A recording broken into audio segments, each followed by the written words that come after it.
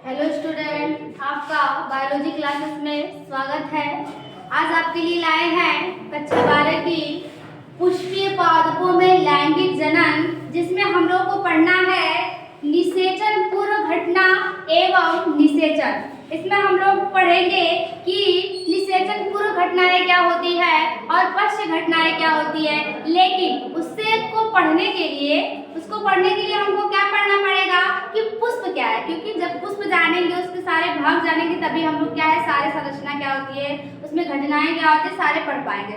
तो इसलिए और उससे पहले जानना पड़ेगा कि पुष्प क्या है। तो जो पुष्प है वो एक रूपांतरित प्ररोह है। क्या है?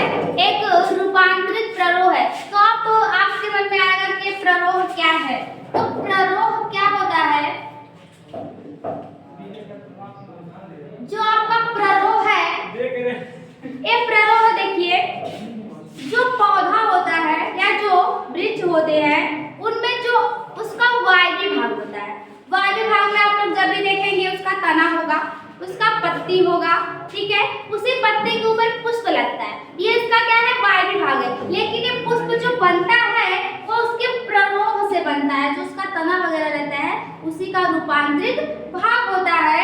इसे क्या कहते हैं? पुष्प कहते हैं। तो जब हम पुष्प की संरचना देखिए पुष्प की संरचना जब देखेंगे तो जो पुष्प होते हैं उसमें मुख्य रूप से 4 भाग पाए जाते हैं।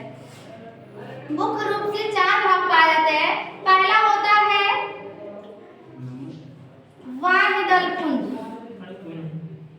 वाह्यदल पुंज जिसे कहते हैं कैलिक्स।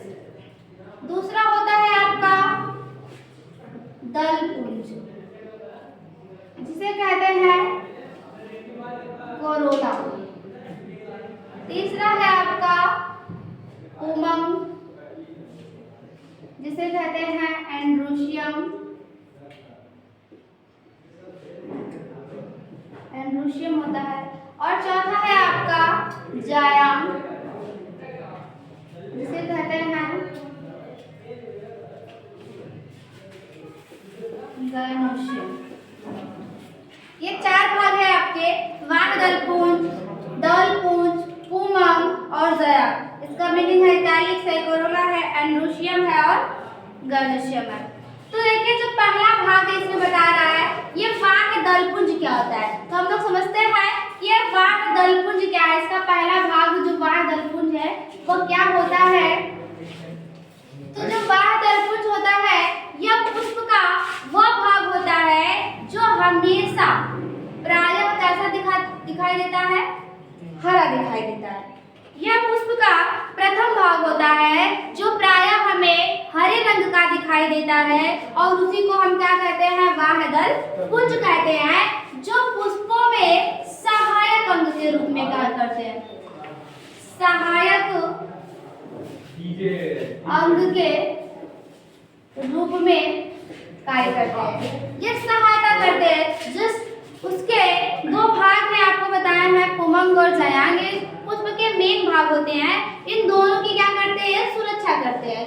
तो पुष्प क्या होता है? प्रायः हरे रंग का दिखाई देता है, जो सहायक अंग के रूप में काम करता है। पुष्पों की जो जनन अंग होता है उसकी क्या करता है? सहायता करता है। उसके बाद ये जो वाह्यदल पुंज होता है वह वाह्यदलों से बना होता है। एक बात याद रखिएगा, यह वाह्यदलों से बना होता है।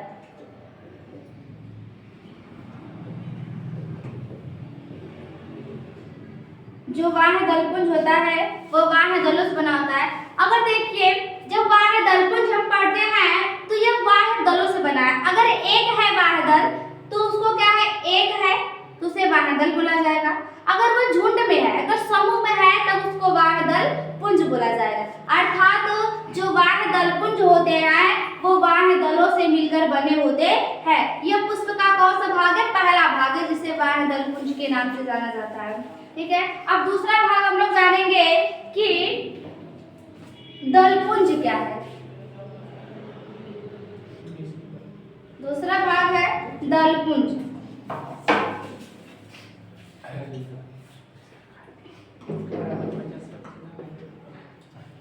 दलपुंज को कहते हैं कोरोला।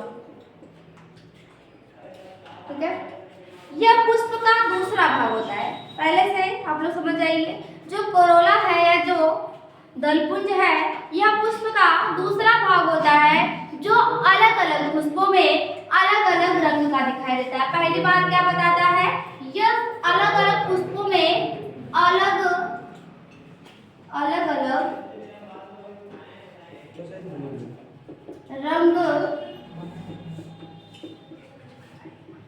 अलग अलग रंग का दिखाई देता है।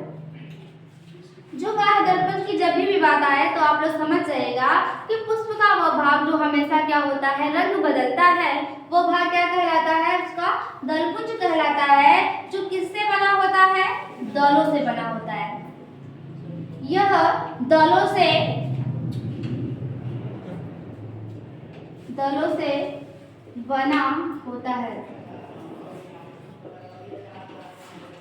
जब आपको पता चले दलपुंज की बात की जाए तो दलपुंज तब होता है जब ढेर सारे दल आपस में मिलते हैं तो उसे दलपुंज कहा जाता है। लेकिन दलपुंज में से केवल एक की बात की जाए तो उसे हम दल कहते हैं। ठीक है, यह आपके पुष्प का दूसरा भाग है और यह भी क्या करता है, सहायक अंग के रूप में, यह भी सहायक अंग के रूप में काम करता है। यह भी क्या करता है, जो आपका पुमंग है, जायांग है, ये दोनों क्या है, दोनों का क्या करता है, सहायता करता है, इसकी सुरक्षा करता है। ठीक है, उसके बाद तीसरा है आपका पुमंग। यह क्या है, मेन है आपका। जो तीसरा है आपका क्या है, बहुत ही इंपॉर्टेंट है।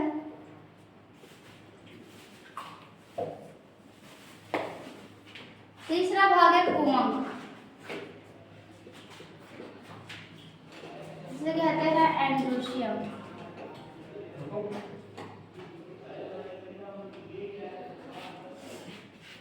ये एंड्रोशियम क्या है, ये जो पुमंग होता है, पहली बात बताता है कि जो पुमंग है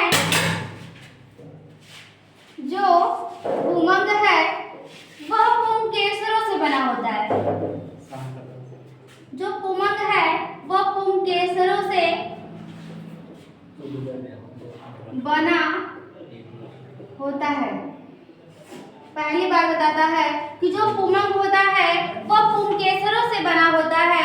और दूसरी बात बताता है कि यह जो पुमंग है पुष्प का नर जननांग है।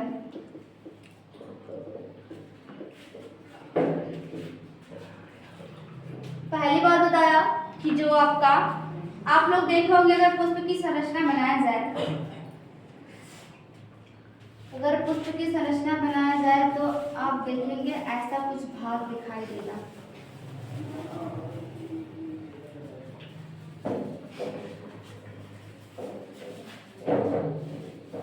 यह आपके पुष्प की संरचना है जिसमें बहुत सारे भाग दिखाई देते हैं। ठीक है,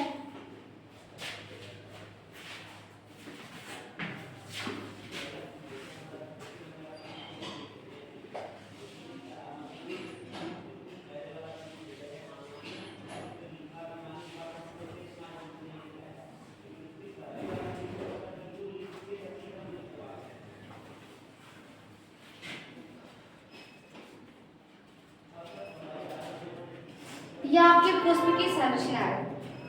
यह जो पुष्प की संरचना जब आप देखेंगे तो आपको यही पहला भाग बताया था जिसे हमने वानरदलपुंज कहा था, जो सबसे नीचे सबसे पहला भाग होता है। और जो आपका दूसरा भाग है इसे हम दलपुंज कहते हैं, इसे दलपुंज कहा जाता है, जो आपको हमेशा सभी पुष्पों में रंग बिरंगा दिख जाता है। तो ये जो आपको बीच में संरचना दिख रहा है, ये जो आपको दिख रहा है एक धातुनुमा संरचना है, ऊपर की तरफ उभरा हुआ है, ये जो भाग है आपका, ये क्या है, पुमंग है। ये देखो, अगर हम इनकी सबकी बात की जाए, ये जो आपके दो यहाँ पे दिख रहा है, दो यहाँ पे दिख रहा है, अगर इन चारों की बात की जाती है तो ये आपका पुमंग कहलाता है। क्या कहलाता है, पुमंग कहलाता है। लेकिन उसमें से केवल एक की बात की जाए, केवल एक की बात की जाए तो क्या कहलाता है, पुंकेसर कहलाता है। वही आपको बता रहे थे, अगर यहाँ पे हम नॉर्मली इसका डायग्राम बनाए तो देख सकते हैं आप लोग, यही है, ये एक की बात जा रही है। तो ये की जो बात की जा रही है वो क्या है आपका पुंकेसर। देखिए ये क्या है, आप ध्यान से सुनिए। जो पुष्प का नर जन्नांग है, ये जो पुंकेसर है, इसको देखो क्या कहते हैं। एक है तो पुंकेसर है, अगर वो क्या है समूह में है तो उसको हम कहते हैं पुमंग। अगर समूह में रहता है तो उसको पुमंग कहा जाता है। अगर वो क्या होता है एक होता है तो उसको क्या कहते हैं पुंकेसर कहा जाता है। तो देखिए पुंकेसर क्या होता है, जो पुंकेसर होता है वह ऊपर की तरफ उभरा होता है। देखिए यहाँ पे ऊपर की तरफ उभरा दिखाई दे रहा है। इस उभरे हुए भाग को परागकोश कहते हैं। इस उभरे हुए भाग को परागकोश कहते हैं। और जो परागकोश होता है ना, आप लोग देखेंगे जो परागकोश होगा उसके अंदर छोटे छोटे कण भरे होंगे। क्या कह सकते हैं, छोटे छोटे कण पाए जाते हैं। इन्हीं कण को ही हम कहते हैं परागकण। परागकण, ठीक। यह जो पूरी परागकोश की संरचना है ये एक धागेनुमा संरचना से जुड़ी होती है। देखिए धागेनुमा संरचना दिख रहा है। ये जो धागेनुमा संरचना है उसको तंतु कहते हैं। इसको क्या कहते हैं, तंतु कहते हैं। और ये जो तंतु वाला भाग है आपका काम क्या करता है, इस पूरे पुंकेसर को देखिए यहीं पे जाके पुष्प से जोड़ रहा है। अर्थात तंतु का काम होता है इस पूरे परागकोश की संरचना को या परागकोश को क्या कह सकते हैं, जो आपका पुंकेसर है उसको जाके पुष्प से क्या कर देता है, जोड़ देता है। यह आपका क्या होता है, पुंकेसर होता है। एक बचा आपका आखिरी वाला जिसका नाम है जायांग, ठीक है, वो भी क्या है बहुत ही महत्वपूर्ण है।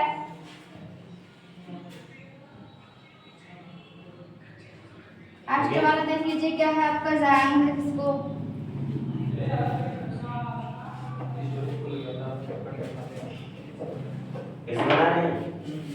कट गया था, का कट गया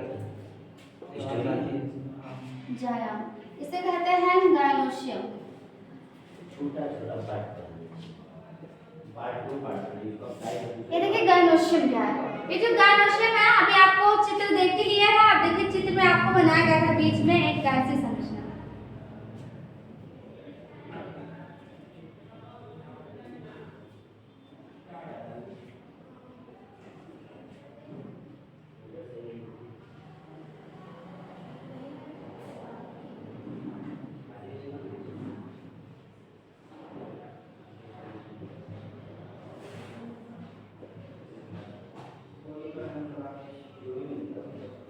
यह आपका क्या है,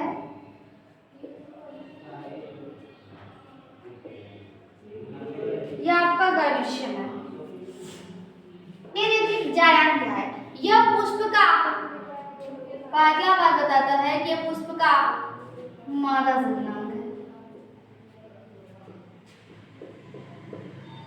तो पुष्प का मादा जन्नांग है और पुष्प का अंतिम क्या होता है, सबसे महत्वपूर्ण भाग होता है जिसे हम क्या कहते हैं, मादा जन्नांग कहते हैं। और जो जायांग होता है आपका, दूसरी बात बताता है कि जो जायांग होता है आपका अंडक से बना होता है।